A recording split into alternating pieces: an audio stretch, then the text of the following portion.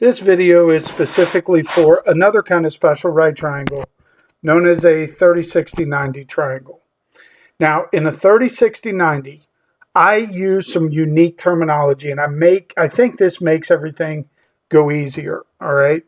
Across from the 30-degree angle, we're going to refer to that side as shorty. Why? Because it's the shortest side in the triangle. We know that across from the right angle is always the hypotenuse. And then we have one more side left. The side that is across from the 60, we're going to call long, even though it's not the longest side. The hypotenuse is the longest side. But we're going to call it long just to make it easy for us to reference. Okay? Everything that you have to find is based off of knowing particular information. There's three scenarios. We could know shorty, we could know long, or we could know the hypotenuse. All right? If we know shorty, to find long, we're going to multiply by the square root of 3. And to find the hypotenuse, we're going to multiply by 2. This is if you know shorty. Now, here's the key. In a 30-60-90, the key is to know shorty. Base everything you do off of knowing shorty. Well, what if you don't know shorty? If you don't know shorty, the first thing to find is shorty. So if I know the long, I want to find shorty. How do I do that? I divide by the square root of 3. And then I come back and I use my rules for shorty. If I know the hypotenuse, I want to find shorty first. So to find shorty, I divide by the square root of 2. Divide by 2. All right? So let's try these rules. I'm going to show you. Remember, this is the key to helping you figure these out. All right. So based off of this, I know hypotenuse, which means I need to find shorty and long. I know that M is long. I know that N is shorty. So if the hypotenuse is 5, I have to find shorty first. Shorty would be 5 divided by 2. All right? If I know shorty, then to find long, I'm going to multiply by the square root of 3.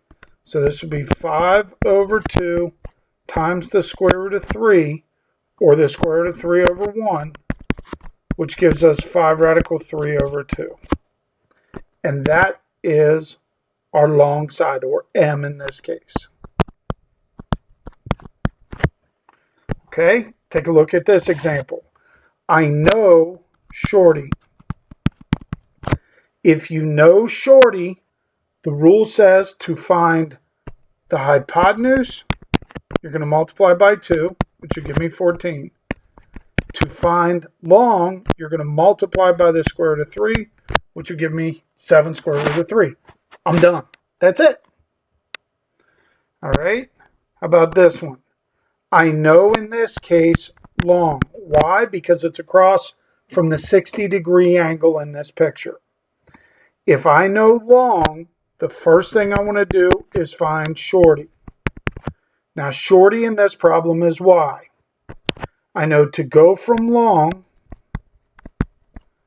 to shorty, I divide by the square root of 3.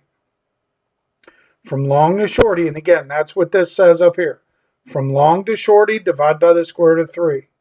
Right, if you can see my pen knocking there. All right, simplify this, I get 3. And again, this was so I could find shorty. Shorty is 3. If shorty is 3, double it to find the hypotenuse. 6. Done. All right, let's try one more of these. In this particular problem, I know hypotenuse. All right, I have to find A, which is long, and B, which is shorty. Who do you want to find first? Hopefully you said shorty.